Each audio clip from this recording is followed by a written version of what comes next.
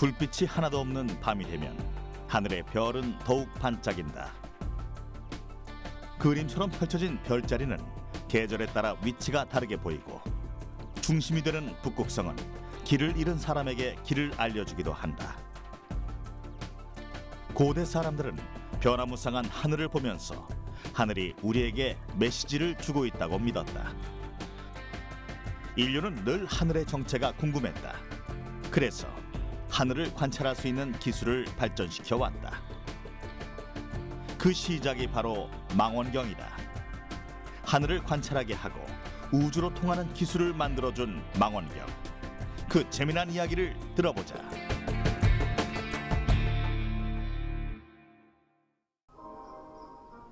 경기도 양주에 위치한 한 천문대. 사람들이 이곳을 찾는 것은 단순히 하늘을 보기 위함이 아니다.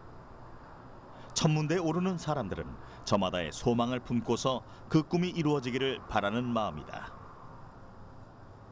우리는 하늘을 볼 때면 자연스럽게 소원을 떠올린다. 하늘이 도움을 줄 거라는 막연한 믿음이 있기 때문이다. 인간에게 있어 하늘은 존재 이상의 의미를 가지고 있는 것일까? 인류는 오랫동안 하늘의 존재를 궁금해했다.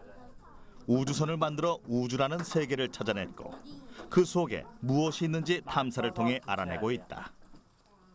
많은 이들이 우주의 신비를 경험하고 싶어 하지만 지금까지의 기술로는 쉽지 않은 일이다. 완전 잘못했다. 그래서 우리는 하늘과 가까워지고자 천문대에 오른다.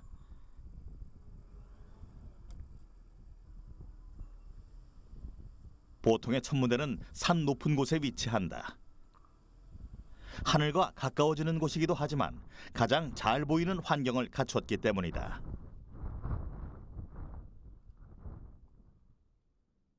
일단은 첫 번째로 광해라고 해서 빛의 공해를 최소한 막기 위해서 높은 고지에 짓습니다. 별을 볼 때는 주변에 빛이 많을 경우에는 공해로 작용하거든요. 그래서 보통 해발고도 1000m 이상이 이제 있으면 별을 볼 때 그 빛공해를 덜 영향을 받을 수가 있고, 두 번째는 이제 대기의 영향을 적게 받기 위해서 짓는 경우가 있습니다. 아무래도 우리가 별을 보는 건 그냥 보는 게 아니라 지구 대기에 통과해서 별을 보기 때문에 그런 대기의 영향이 적어야만 우리가 정확하게 볼 수 있고요. 예를 든다면 우리 물 속에 있는 조약돌이 물이 심하게 흔들려 버리면 제대로 볼 수 없듯이 그런 빛이 지구 대기를 통과하면서 영향을 최소한 하기 위해서 이렇게 천문대를 산 꼭대기에 짓고 있습니다. 천체망원경은 천체로부터 오는 빛을 모아 확대해서 보여주는 도구로 빛을 모으는 도구에 따라 반사 혹은 굴절 망원경으로 나뉜다. 먼저 반사 망원경은 거울을 이용해 만들어진 망원경이다. 현재 대부분의 대형 망원경은 반사 망원경의 형태를 띠고 있다. 굴절 망원경은 두 개의 렌즈를 이용해 빛을 모으도록 만든 망원경이다. 반사 망원경에 비해 빛을 많이 모을 수 있는 장점이 있다. 거울에 반사하는 특성을 이용한 반사 망원경은 주경, 부경, 접안 렌즈로 구성되고 주경에는 보통 오목 거울을 사용한다. 빛을 굴절시키는 렌즈의 특성을 이용한 굴절 망원경은 두 개의 렌즈로 만들어졌으며 대물 렌즈로는 보통 볼록 렌즈를 사용한다. 천문대에서는 이런 망원경들을 통해 하늘을 관측할 수가 있다. 그리고 해가 진 후에는 더 많은 것들을 볼 수가 있다. 이 천문대에서는 조금 더 특별하게 우주의 모습을 관측할 수가 있다. 바로 이 천체망원경이 있기 때문이다. 네, 우리나라 기술로 만들어진 첫 번째 망원경이고요. 이 망원경은 이쪽 뒤쪽에 지름이 60cm짜리 거울이 들어있는 반사 망원경입니다. 쉽게 이해하기 쉽도록 말씀을 드리면 사람 눈보다는 한 10,000배 정도 더 많은 빛을 모을 수 있기 때문에 사람이 눈으로 볼 수 없는 희미한 천체들까지 관측을 할 수 있도록 도와주는 망원경입니다. 망원경을 통해 하늘을 보는 것은 그냥 눈으로 하늘을 보는 것과 어떤 차이가 있을까? 노란색, 황금색으로 빛나는 별도 있었을 거예요. 천문대에서 볼 수 있는 망원경 속 세상이 궁금해진다. 머리 위편으로는 지금 페가수스가 하늘을 날아가고 있는 모습인데 잘 보이지는 않아요. 그리고 이쪽으로 지금 안드로메다 공주의 모습까지도 확인을 할 수가 있습니다. 아주 작은 빛까지도 보여지는 망원경 속 밤하늘은 바로 이런 모습이다.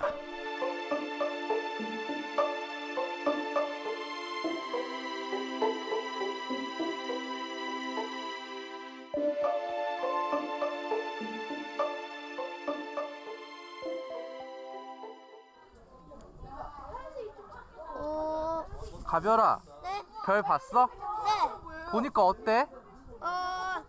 기분 너무 좋아요. 기분이 좋아요? 왜 기분이 좋아요? 몰라요.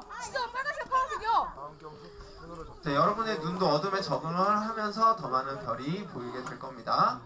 그리고 지금처럼 이렇게 해가 진 지 얼마 묘하기도 하고 아주 기쁘기도 했어요. 평소 맨눈으로는 보지 못한 별들을 새롭게 보니까 새로운 느낌이 들어서요. 평소에는 보기 힘든 별, 도시의 빛 공해가 줄어든다면 지금보다 화려한 밤하늘을 볼 수 있을 것이다. 망원경은 우주를 보는 눈이다. 그리고 그 눈은 점차 진화하고 있다. 각종 망원경의 발달은 별과 우주에 관한 비밀을 밝혀내고 있다. 그렇다면 망원경은 언제 어떻게 만들어진 걸까? 인류 최초로 망원경을 발명한 사람은 과학자가 아닌 안경 제조공이었다.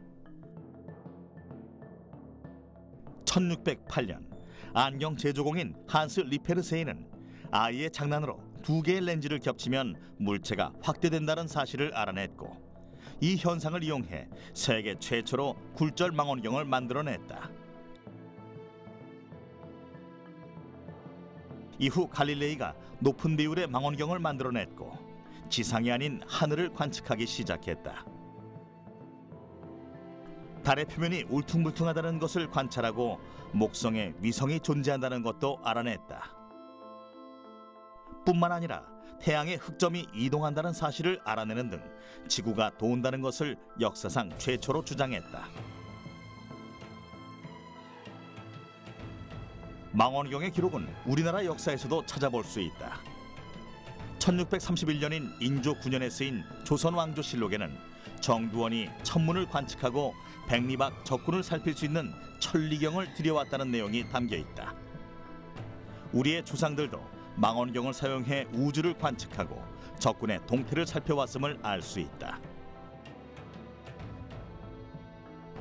이후 망원경은 400년에 걸쳐 발전했고 다양한 형태와 다양한 크기를 갖는 망원경들이 만들어졌다.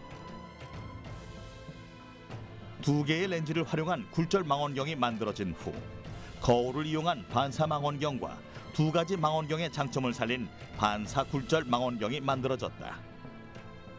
그 후 특수임무를 수행하는 망원경들이 만들어졌다. 태양을 관측할 수 있게 만들어진 태양 망원경과 우주 공간에 띄어지는 우주 망원경, 전파를 관측하는 전파 망원경 등 다양한 형태로 우주를 관측할 수 있게 됐다. 이런 관측은 인류에게 어떤 의미가 있는 것일까? 이 우주의 기원, 이 우주는 처음에 어떻게 시작이 됐고 그 이후에 어떤 식으로 이 별과 은하들이 탄생이 됐는지. 두 번째의 기원은 뭔가 하면 생명의 기원이죠. 이 우주의 그 지구와 같은 그런 행성들은 과연 얼마나 존재하고 있고 그것도 존재한다라면 그 형태는 어떤 건지 거기에 살고 있는 생명체는 과연 어떤 것일지 굉장히 중요한 2가지 핵심 주제는 우주의 기원과 생명의 기원이다.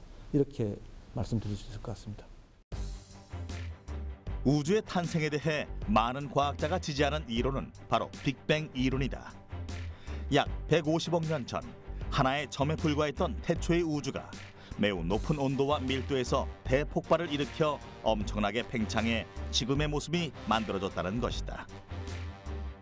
지구가 속한 은하는 태양계다. 태양을 중심으로 8개의 행성이 돌고 있다. 이 행성들은 단단한 암석으로 만들어진 지구형 행성과 수소와 헬륨 등 가벼운 가스로 이루어진 목성형 행성으로 나뉜다. 이 밖에도 수많은 소행성과 해성이 존재한다. 또 우주 공간에는 우리 은하 외에 다른 은하들이 존재한다. 우리는 이 모든 것을 망원경을 통해 관측하고 있다. 하지만 우리가 관측해야 할 지구 밖 세상은 너무도 거대하다. 그러므로 우리의 망원경은 끊임없이 진화하는 중이다. 우리나라 천문학을 대표하는 곳은 보현산 천문대라고 할 수 있다. 국내 최대 규모를 자랑하는 망원경이 있기 때문이다. 태백산맥의 줄기 중심부에 위치한 보현산은 1124m의 높이를 자랑한다. 산 정상에 위치한 보현산 천문대는 1996년에 지어져 국내 광학 천문 관측의 중심지로 항성과 성단, 성운과 은하의 생성과 진화를 연구하고 있다. 이곳에는 직경이 1.8m나 되는 반사식 망원경이 있다. 작은 망원경은 렌즈를 이용해 빛을 모으는 굴절식이 많지만 규모가 큰 망원경은 반사식으로 만들어진다. 국내 최대 규모인 망원경은 어떤 성과를 만들어냈을까? 저희들 망원경으로 소행성을 한 120개 정도 발견을 했습니다. 그중에 11개에 대해서 우리말 이름을 붙였고요. 제일 먼저 발견한 것은 저희들 천문대를 기념하는 뜻으로 보현산이라고 이름을 붙였고, 그 뒤에 10개는 우리나라 과학기술인 명예의 전당에 헌정되어 있는 분들께 이름을 붙였습니다. 1.8m 반사망원경은 우리나라 천문학을 한층 성장시켰다.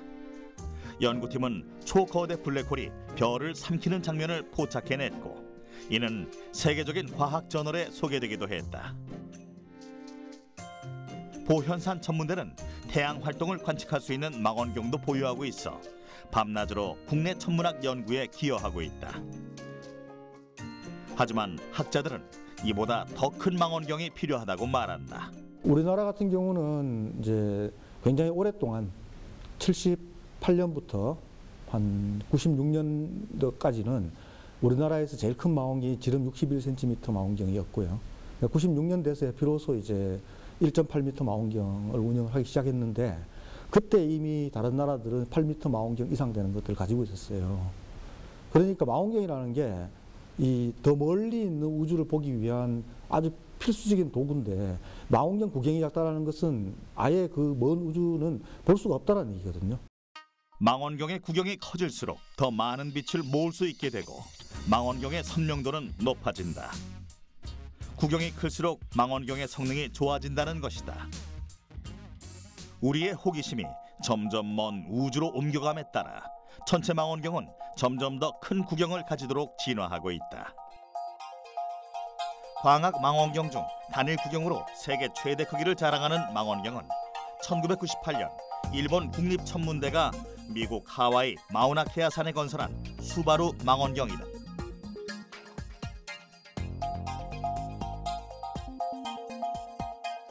실제로 이 거대 망원경들은 아주 먼 우주의 모습을 관측해내고 있으며 지금껏 알지 못한 우주의 새로운 모습을 발견해내고 있다. 우주를 보다 가깝게 만들어준 거대 망원경. 하지만 인류의 호기심은 더욱 넓은 우주로 향하고 있고 더 큰 망원경이 만들어지고 있다. 세계 최대 규모는 칠레 세로 아마조네스 천문대에 지어질 유럽 초거대 망원경이다. 2022년 관측 예정인 이 망원경은 보다 선명한 영상을 볼 수 있을 것으로 기대하고 있다. 하와이 마우나케아 천문대에도 구경 30m의 거대한 망원경이 지어지고 있다. 천문학 연구를 위해서 우리나라도 거대 망원경이 필요하다고 한다. 경쟁이 안 되는 거죠. 우리가 볼 수 없는 우주를 보는 사람과 전혀 그런 쪽에는 볼 장비도 안 갖춰 있는 이 경쟁을 할 수 있는 게 아니죠. 그러니까 그때부터 우리나라도 8m 이상 되는 세계 최대급이 되는 그런 망원경 갖추는 게 수건 사업이라고 할 수 있었고요. 그래서 이제 2009년이 돼서 우리나라도 지름 25m 거대 마젤란 망원경 사업에 이제 합류를 해가지고 이제 2020년대 중반에 이제 이 망원경이 가동이 되면은 그때는 우리도 세계 최대의 망원경을 보유한 그런 국가가 된다, 이렇게 얘기할 수 있습니다. 우리나라는 거대 마젤란 망원경 프로젝트에 참여하고 있다. 빛 공해가 적고 최적의 관측 환경을 가진 칠레 캄파나스 산에 거대 망원경을 건설해 2020년 첫 관측을 목표로 하고 있다. 이 거대 마젤란 망원경은 새로운 우주의 모습을 관측할 수 있을 것으로 기대되고 있다. 광활한 우주. 거대 망원경이 아닌 다른 방법으로 우주를 더 자세히 관찰할 수는 없을까? 미국의 라이만 스피처는 지상 망원경의 한계를 극복하기 위해 망원경을 우주로 쏘아 올려야 한다고 주장했다. 그 결과 1990년 우주왕복선 디스커버리호가 인류 최초의 우주 망원경을 싣고 우주로 발사됐다. 지구 상공 600km 궤도에 올려진 망원경은 지금까지도 우주 관측 활동을 이어오고 있다. 이것이 바로 허블 우주 망원경이다. 지구 궤도를 돌면서 우주를 관측하는 허블 우주 망원경은 지상 망원경으로는 불가능한 고해상의 관측 자료로 천문학 발전에 공헌하고 있다. 지상에서는 그 대기라는 효과가 굉장히 크거든요. 그래서 파장을 봤을 때 이제 여러 파장대가 있는데 그 중에서 대기에 의한 투과율 때문에 일부 파장대는 우주에서부터 지상까지 도달하는 게 쉬운 반면에 일부 파장대는 그 투과율이 별로 좋지 않기 때문에 이제 지상에서 이제 관측하기가 매우 어렵습니다. 이제 우주에 가게 되면 훨씬 더 고분해능으로 이제 고해상도로 이제 영상을 얻을 수가 있는 거죠. 허블 망원경은 지구 대기를 통과하지 못하는 여러 다양한 파장까지 관측이 가능해 지상 망원경보다 관찰력이 뛰어나다. 허블 망원경은 20년이 넘는 세월 동안 지구 궤도를 돌면서 다양한 천문학 분야에서 수많은 업적을 남겼다. 우주의 팽창 속도가 점차 가속되고 있다는 것과 초기 우주의 은하 구조를 알아내는 데 있어 큰 역할을 했고 초거대 블랙홀의 존재를 확인했다. 우주에서 우주를 관측하다 보니 보다 확실한 자료를 제공할 수 있는 것이다. 하지만 우주 망원경에도 단점은 존재한다. 일단 한번 발사가 되게 되면은 지상에서 이제 접근이 어렵기 때문에 저희가 이제 직접 가서 이제 수리하는 것이 사실상 굉장히 어렵습니다. 그다음에 이제 수리를 하기 위해서도 사람이 가거나 혹은 특별한 장비가 가야 되기 때문에 그 유지 보수 비용이 굉장히 만만치 않습니다. 허블 우주 망원경은 우주 공간에 있는 동안 우주 비행사들이 접근해서 수리를 하거나 업그레이드를 하도록 만들어진 망원경이다. 허블 우주 망원경 주 거울의 오류를 보완하기 위해 보정 광학계를 장착하는 등 지금까지 수차례의 수리와 업그레이드 작업을 거쳤다. 비용이 많이 들기는 했지만 초기에 비해 성능이 좋아졌다는 평가를 받고 있다. 많은 비용을 부담해야 하는 단점에도 불구하고 많은 나라에서 우주 망원경을 쏘아 올린다. 2003년 발사된 스피처 우주 망원경은 별의 생성 과정과 은하의 구조를 적외선으로 관측하고 있다. 1999년 발사된 찬드라 X선 우주 망원경은 중성자별과 블랙홀 등에서 나오는 X선을 관측해 X선과 관련된 천문학 분야의 연구를 돕고 있다. 우주에 관한 새로운 사실이 끊임없이 밝혀지고 있지만 여전히 궁금한 것이 많다. 별을 향한 인류의 호기심도 점점 더 진화하고 있는 것이다. 하늘을 관찰하고자 했던 인간의 호기심은 망원경을 발명해냈고 망원경은 우주를 발견해냈다. 세상 모든 과학의 발전은 인류의 위대한 호기심으로부터 시작되고 있다. 그러므로 우리는 끊임없이 궁금해해야만 한다. 당신의 엉뚱한 질문을 유쾌하게 풀어드립니다. 엉뚱한 질문, 유쾌한 상상. 오늘의 질문. 물을 부으면 눈처럼 변하는 가루가 있다? 오늘의 실험을 함께할 엉뚱군 등장. 비밀의 하얀 가루를 컵에 붓고 물을 가득 채우는데 비교적 간단한 실험. 과연 어떤 변화가 일어날까?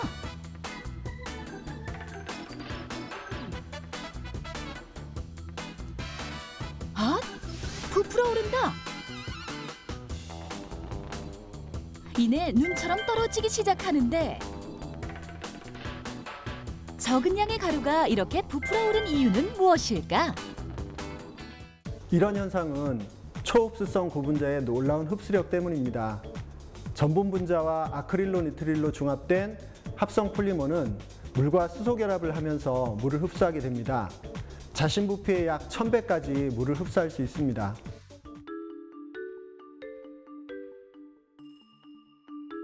실험에 쓰인 폴리머라는 가루에는 전분 분자와 아크릴로 니트릴이 중합돼 있는데 이 폴리머가 물을 만나게 되면 수소 결합이 일어나게 되고 그로 인해 수용액을 흡수하게 되는 것. 폴리머는 그 종류에 따라 자신의 부피의 약 1000배까지도 물을 흡수할 수 있으며 그 흡수 형태 또한 다양한데 폴리머의 한 종류인 폴리아크릴산 나트륨은 부풀어 오르며 물을 흡수하는 것이 특징. 탁월한 흡수력을 가진 합성 폴리머는 아기들의 기저귀에 주로 사용되는데 기저귀 안에 들어있는 이 적은 양으로도 충분한 흡수 기능을 한다는 사실. 여기서 끝나면 엉뚱군이 아니다. 수조에 눈을 가득 채워보겠다는 각오를 다지며 폴리머를 투하. 물을 쏟아붓는데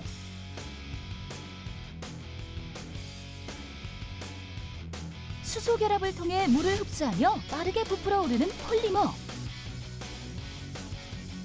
이내 수조를 가득 채운 하얀 눈가루. 폴리머가 물과 섞이면 눈처럼 변하는 이유는 폴리머 속에 들어있는 전분 분자와 아크릴로 니트릴이 물과 수소 결합을 일으키기 때문이라는 사실. 오늘의 엉뚱한 질문, 유쾌하게 해결!